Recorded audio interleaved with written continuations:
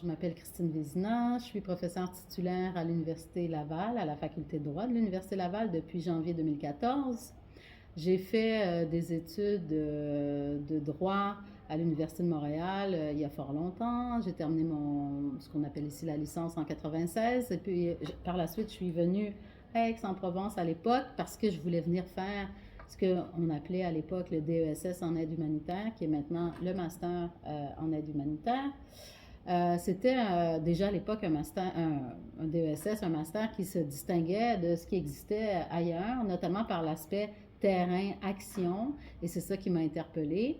Alors, pour pouvoir entrer dans ce DESS, je devais au préalable faire une maîtrise. Et donc, je suis venue m'installer à Aix pour 2 ans. J'ai fait une maîtrise en droit international dans ces lieux et suivi du DESS en aide humanitaire à l'époque sous la direction de la professeure Marie-Josée de Mestismet. Et par la suite, je suis rentrée au Québec. Alors, vous savez, au Québec, c'est peut-être la même chose ici. Pendant la licence, il y a un processus de recrutement pour qu'on puisse faire nos stages en cabinet en vue de l'obtention là, de notre statut d'avocat. Donc, j'avais fait cette course au stage avant de venir ici. Donc, quand je suis rentrée au Québec, j'ai fait l'école du barreau, puis j'ai fait mon stage dans un cabinet.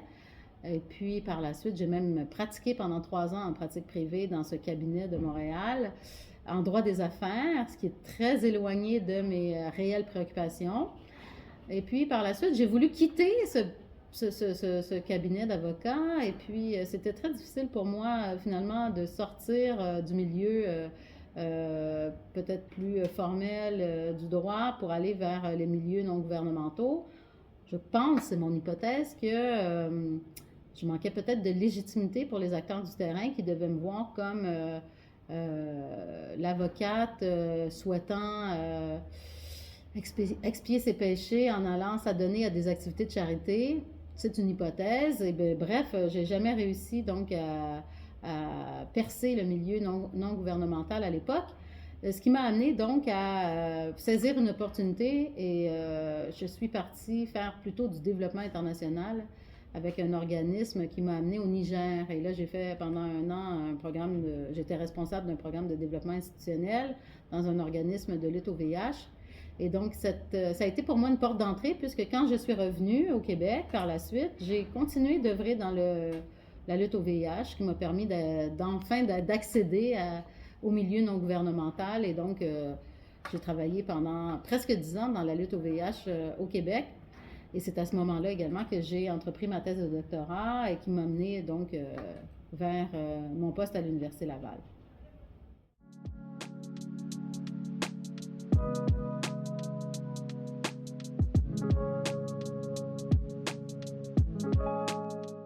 Moi, ce qui m'a amené vers le VIH au Québec, la lutte au VIH, c'était vraiment les atteintes aux droits fondamentaux des personnes. À l'époque, dans les années 90, en milieu de travail, il y avait beaucoup de travail, d'efforts qui étaient déployés pour lutter contre la discrimination en milieu de travail. Donc ça a été peut-être ma porte d'entrée, un sujet somme toute assez classique en matière, sur le plan juridique. Et par la suite, à partir du moment où j'ai commencé à œuvrer dans un programme, d'ailleurs, quand j'ai commencé à travailler dans l'organisme où j'étais chargée du programme VIH en milieu de travail. Mais rapidement, j'ai constaté que c'était beaucoup trop cloisonné parce que ça omettait de traiter d'autres enjeux de violation de droits qui étaient criants en matière de VIH.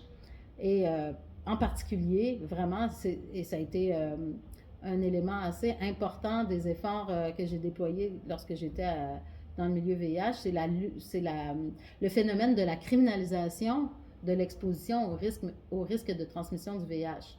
Et ça, c'était un enjeu criant au Québec, au Canada, puisque la jurisprudence qui a été développée dans les suites de l'arrêt Cuerrier de 1998 a été importante,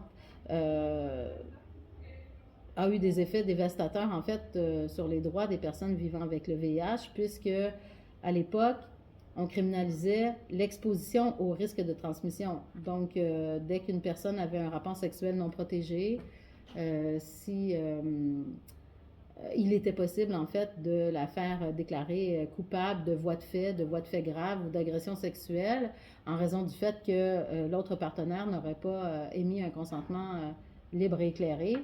Et donc, il y a eu des effets pervers importants associés à ce phénomène de criminalisation, documenté d'ailleurs par la recherche en sciences sociales, en santé, sur évidemment les droits des personnes, mais aussi sur les comportements de prévention du VIH.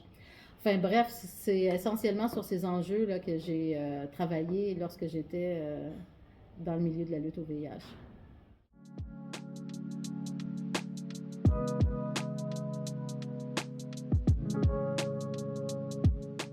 Oui, je pense que l'ADN droit action, mais peut-être venu de mon passage ici à Aix-en-Provence dans le master. En tout cas, c'est vraiment une préoccupation que j'ai toujours eue euh, en tant que doctorante et par la suite en tant que prof.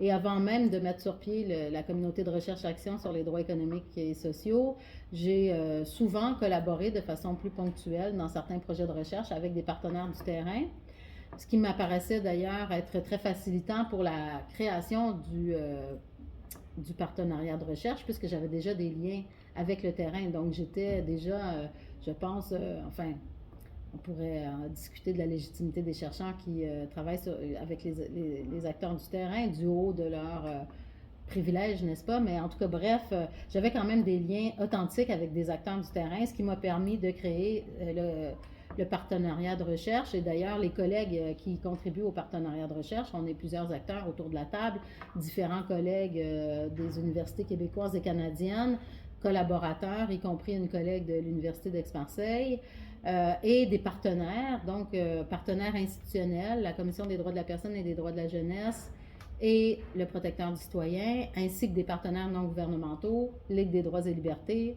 Ligue des droits et libertés, section Québec, Front commun des personnes assistées sociales, groupe de recherche sur la formation et la pauvreté groupe de recherche et de formation sur la pauvreté au Québec, le collectif juridique, qui est une clinique juridique communautaire, et des liens que nous sommes en train de développer avec la clinique juridique Saint-Michel, qui est une clinique juridique communautaire qui travaille avec les populations racisées, ainsi que des collaborations avec le Centre interuniversitaire d'études sur les droits des peuples autochtones.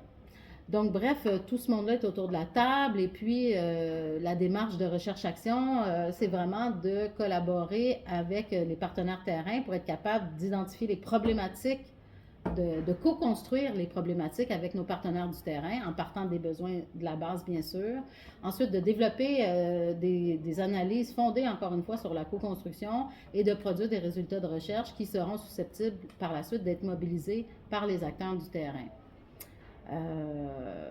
Concernant la lutte aux opioïdes, dans ma thèse de doctorat, alors que j'étais doctorante, j'ai réalisé une étude empirique auprès des organismes communautaires de lutte au VIH au Canada, plus précisément au Québec. Et je m'intéressais à la façon dont ces organismes sur le terrain concrétisent, mettent en œuvre le droit à la santé des personnes en situation de vulnérabilité et notamment les personnes qui consomment des drogues injectables. Donc, c'est à cette occasion principalement que j'ai travaillé sur ces thèmes.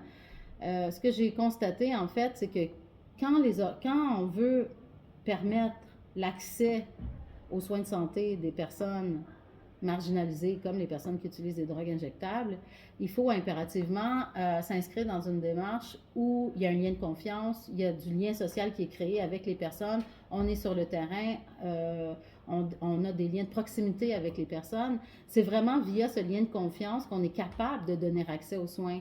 Parce que pour la grande majorité de ces personnes, il y a une rupture complète par rapport, à la société, une rupture complète, je ne sais pas si la rupture elle est complète par rapport à la société, mais il y a une rupture complète ou une rupture de confiance avec le système de santé. Et ça, c'est indéniable, d'où la pertinence de ces organismes qui sont sur le terrain, souvent à travers d'ailleurs des petits autobus qui circulent dans les endroits où se trouvent les personnes qui utilisent des drogues injectables et qui sont en mesure donc de donner accès à du matériel d'injection stérile et à faire du counseling, éventuellement à permettre créer des nouveaux liens pour un service de soutien plus individualisé, peut-être même ramener les gens vers les hôpitaux, les soins de santé offerts dans la province et aussi guider ou donner en fait accès aux sites d'injection supervisés qui sont accessibles au Québec et au Canada.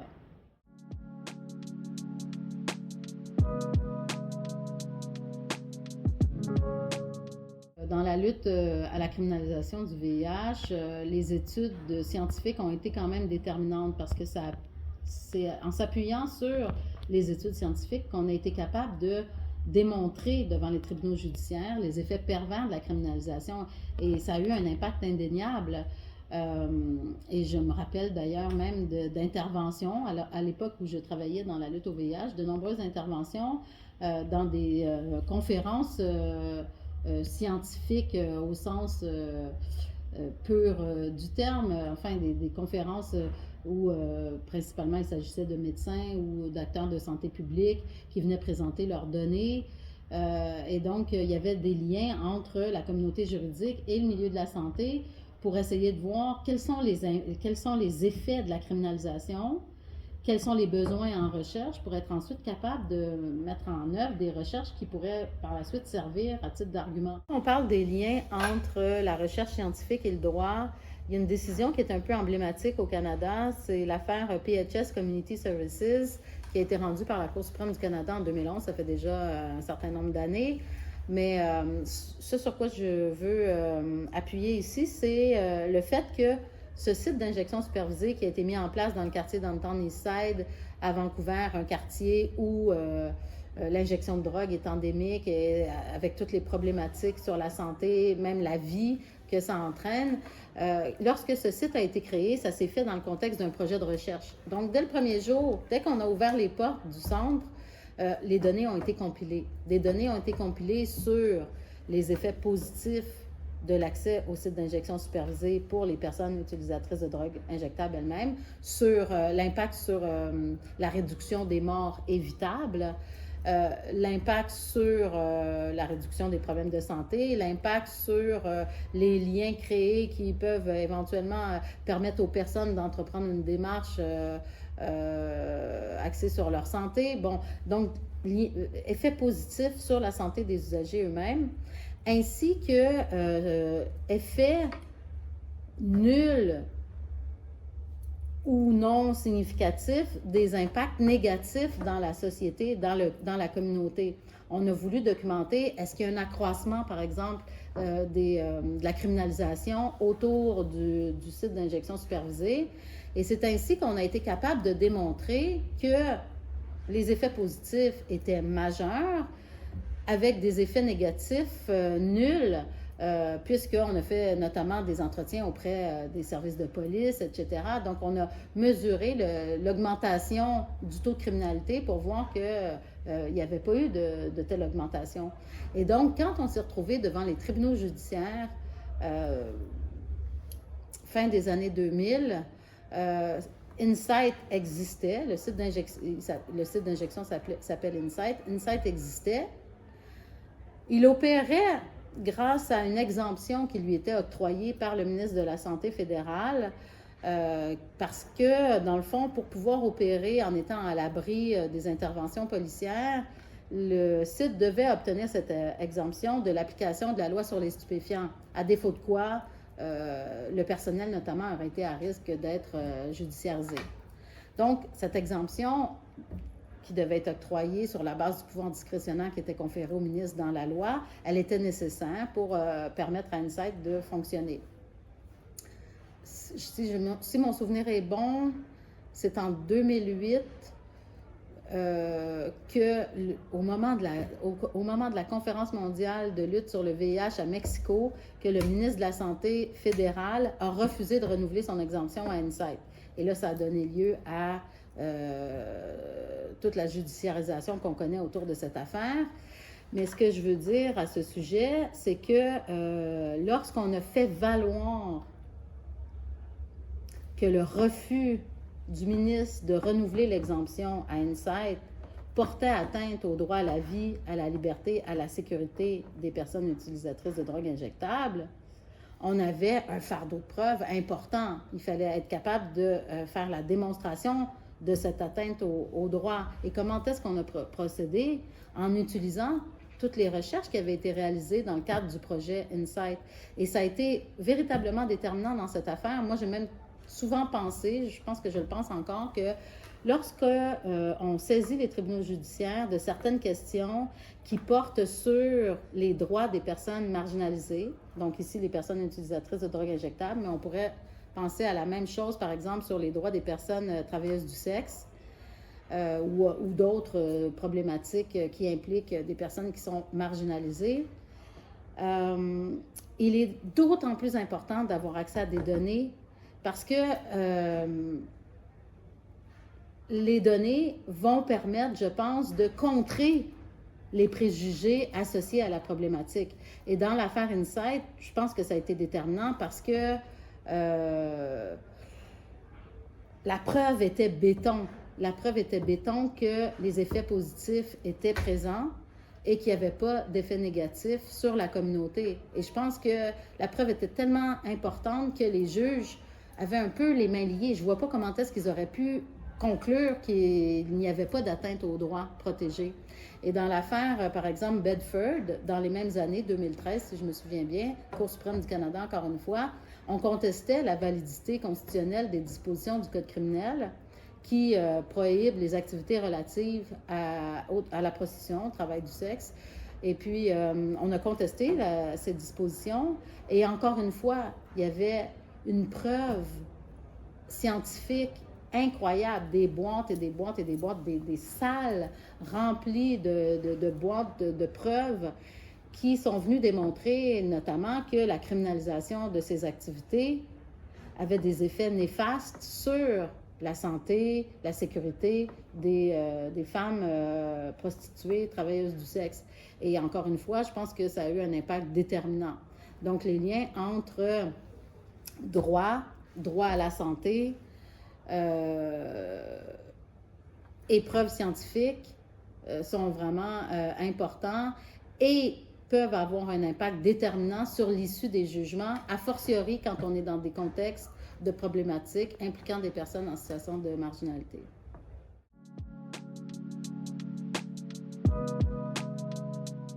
Vaste question. Alors, qu'est-ce que je donnerais comme conseil? Conseil vraiment, somme toute, assez terre à terre. J'ai envie de dire,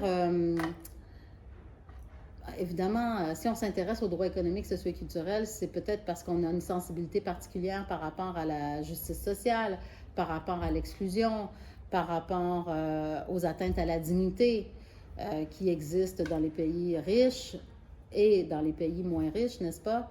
Donc, c'est certainement cette flamme qui nous anime d'abord et avant tout, je pense. Et je pense qu'il faut donc, à partir de cette sensibilité, s'impliquer à fond dans ce qu'on aime. S'impliquer à fond dans ce qu'on aime, j'ai envie de dire, peu importe le domaine, c'est la clé. Mais ce que je veux dire par là, en tout cas, c'est que faut pas avoir peur de ne pas suivre les créneaux parfaits tracés d'avance. Donc, il faut un peu se mettre dans un mode de bricolage de sa vie professionnelle. Et d'ailleurs, quand j'ai écouté la présentation des étudiants du master cette année, j'ai été très interpellée et ça m'a beaucoup plu de voir que plusieurs personnes parlaient du fait qu'elles avaient fait un cursus plus classique et qu'ensuite elles ont fait des césures, elles sont allées sur le terrain, elles ont travaillé auprès de certains organismes et là elles reviennent sur les bancs d'école avec ce master. Donc c'est ce que j'entends un peu par bricolage et être porté par ce qu'on aime. Donc, suivre un peu son instinct, suivre les opportunités, aller sur le terrain, toucher la matière, revenir sur les bancs d'école. Et dans le fond, même si on n'a pas un parcours parfait, linéaire, je suis convaincue que l'étudiant, l'étudiante va se créer son propre parcours qui va lui permettre finalement d'atterrir là où elle peut s'épanouir et peut-être faire une différence. Et donc, évidemment, je vous dis tout ça, c'est un peu, évidemment, à la lumière de mon propre parcours, parce que je pense que j'ai une maîtrise en bricolage, puisque, voilà, je suis venue ici en 96 pour faire ce DSS en aide humanitaire. Par la suite, j'ai pas fait d'aide humanitaire, je suis retournée au Québec, j'ai fait de la pratique privée en droit des affaires, comprenez l'écart incroyable. Et puis après, ben voilà, j'ai bricolé pour finalement me retrouver prof et être impliquée dans la recherche sur les droits économiques, sociaux et culturels de manière quotidienne. Alors, c'est un vrai privilège, bien sûr, de pouvoir faire ça. Mais voilà, c'est ce que je dirais aux étudiants. Puis je le dis beaucoup au Québec, d'ailleurs. Je ne sais pas comment c'est ici, les carcans imposés par le droit. Mais au Québec, les étudiants sont encore pris dans ces schémas là, de course au stage. Et puis, on pense encore que, bon, on va aller faire son stage dans un cabinet X parce que ça va nous ouvrir toutes les portes et que par la suite, on pourra s'adonner à d'autres activités qui sont peut-être plus proches de nos convictions personnelles. C'est peut-être une option valide. Quand je parle de bricolage, ça peut être une option. Mais aussi, j'ai envie de dire, décomplexons-nous, arrêtons de penser qu'il faut impérativement passer par les canons convenus et puis voilà, donnons-nous la chance peut-être d'aller directement vers les voies qui sont les plus à même de nous permettre de se mettre les mains dans cette matière qui nous relie aujourd'hui, et celle des droits économiques, sociaux et culturels.